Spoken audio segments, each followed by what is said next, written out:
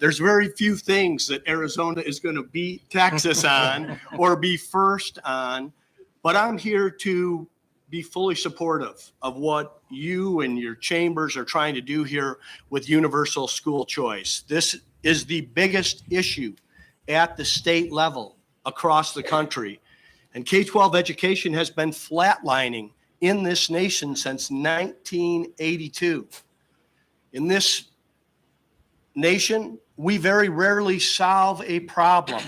We innovate out of a problem. And the innovation here is universal school choice. Arizona took all of 8 years to pass this in our state. We were the first state to get it done.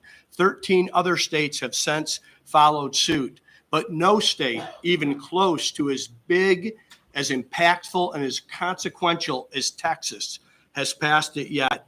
And when Texas passes this, it changes everything for every child in this state and across the nation.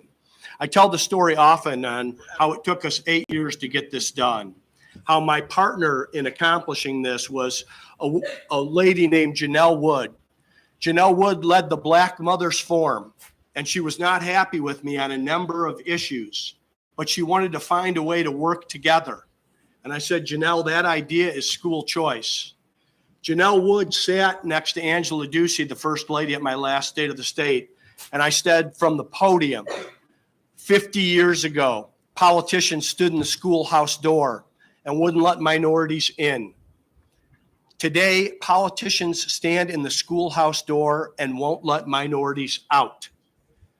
These kids are trapped in failing public schools, and it's time to set these families free. Janelle Wood led the standing ovation. She rallied the African-American pastors to whip the votes, not one of them a Republican. They were doing it because their children needed this opportunity. This is not a partisan issue.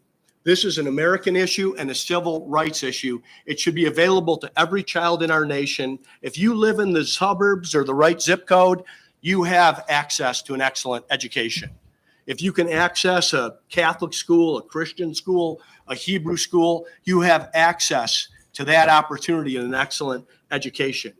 Every child in our nation, if we believe in equality of opportunity, should have access to an excellent education, and that's what this bill will do. Thank you, Governor Ducey. Thank the other members up here. Listen, we're going to get this across the finish line. And when we do, Texans will see that when it comes to education, it's not one or the other. It's not either public school